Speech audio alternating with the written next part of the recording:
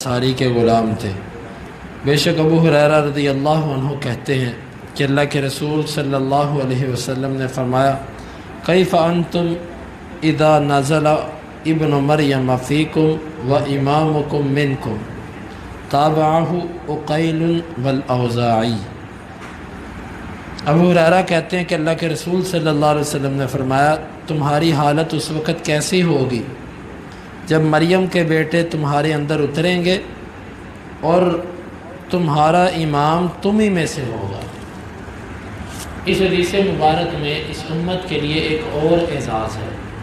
عیسیٰ علیہ السلام جس وقت نزول فرمائیں گے تو وہ اس موقع پر نماز کا وقت ہوگا۔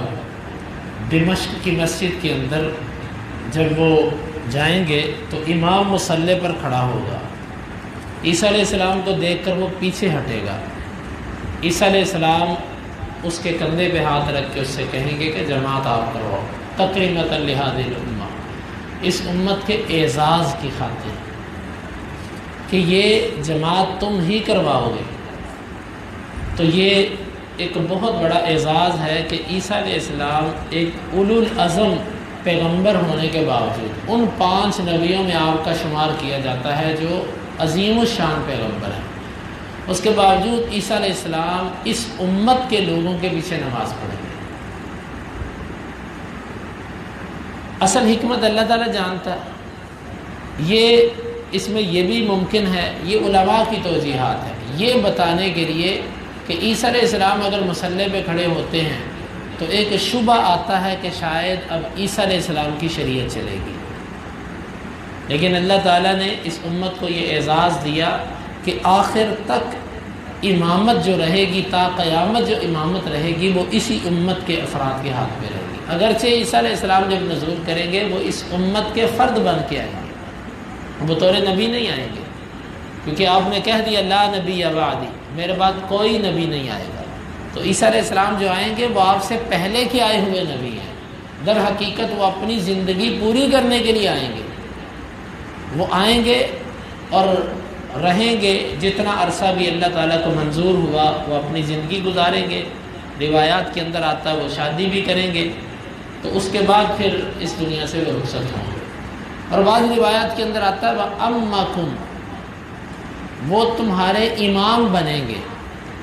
اس کا معنی اہل علم نے یہ لکھا ہے امام بننے کا مطلب ہے کہ تمہارے فیصلے کریں گے کتاب و سنت کے مطابق، یعنی اپنی شریعت کے مطابق وہ تمہارے فیصلے نہیں کریں گے بلکہ تمہارے قرآن اور حدیث کے مطابق فیصلے کریں گے۔ یعنی کہ اعزاز یہ ہے کہ عیسیٰ علیہ السلام جب آئیں گے تو وہ اسی امت کے پیچھے نماز پڑھیں گے، اور اسی امت کے فرد اس وقت مہدی جن کا نام محمد بن عبداللہ ہوگا۔ لوگوں نے مہدی کے بارے میں عجیب قسم کے تصورات بنا رکھے ہیں۔ کچھ رافضی قسم کے لوگ ہیں جو یہ کہتے ہیں کہ وہ 12واں امام ہمارا غار کے اندر چھپا ہوا ہے، وہی نکل کے آئے گا۔ یہ جھوٹ ہے اور اس فرقے کی عقل کی کمزوری ہے، ایسا نہیں ہو سکتا۔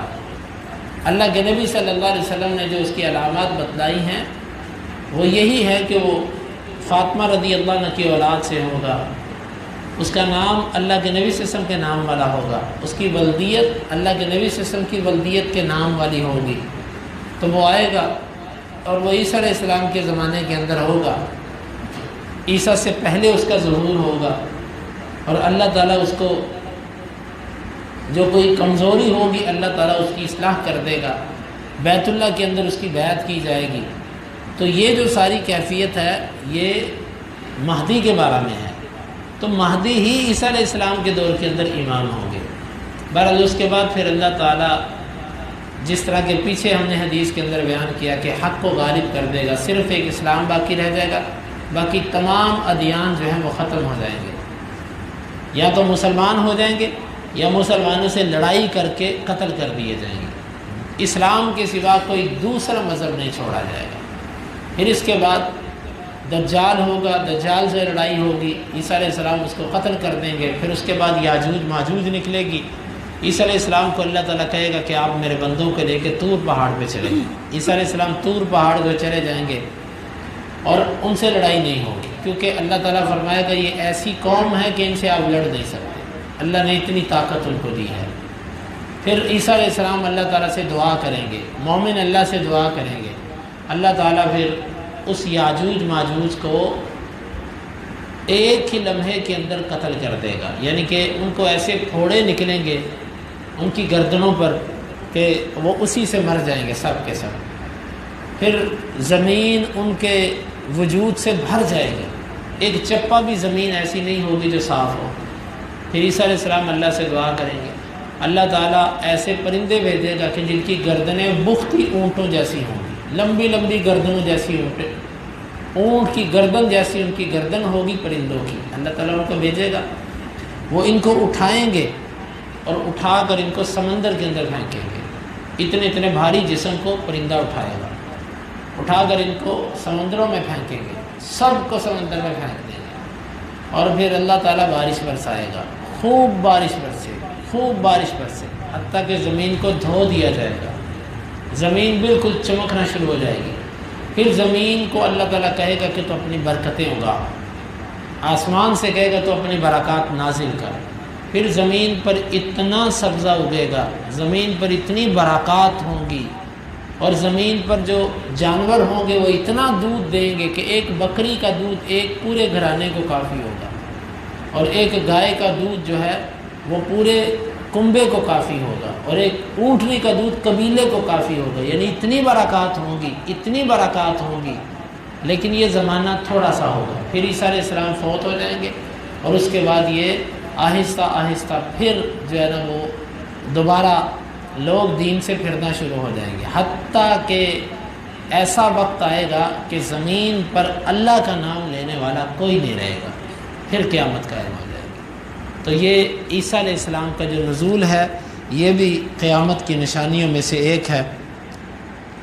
اللہ کے نبی صلی اللہ علیہ وسلم نے اسی حدیث میں اسی کی طرف اشارہ کیا کہ کیسی تمہاری کیفیت ہوگی جب وہ تمہیں اتر آئے گا اور تمہارا امام تمہیں میں سے ہوگا۔ اللہ تعالیٰ سے دعا ہے اللہ تعالیٰ ہماری اولادیں جو اس وقت ہوں، یہ ممکن ہے ہماری زندگیوں میں آ جائیں، اللہ تعالیٰ ہمیں عیسیٰ علیہ السلام کا پیروکار بنائے، اور اللہ تعالیٰ ہمیں محمد بن عبداللہ المہدی کا ساتھی بنائے جو مل کر کفر کے ساتھ لڑائی کریں گے۔ اللہم انفعنا بما علمتنا وعلمنا ما ينفعنا وزدنا علما وآخر دعوانا ان الحمد للہ رب العالمین۔ حدیث نمبر 3449۔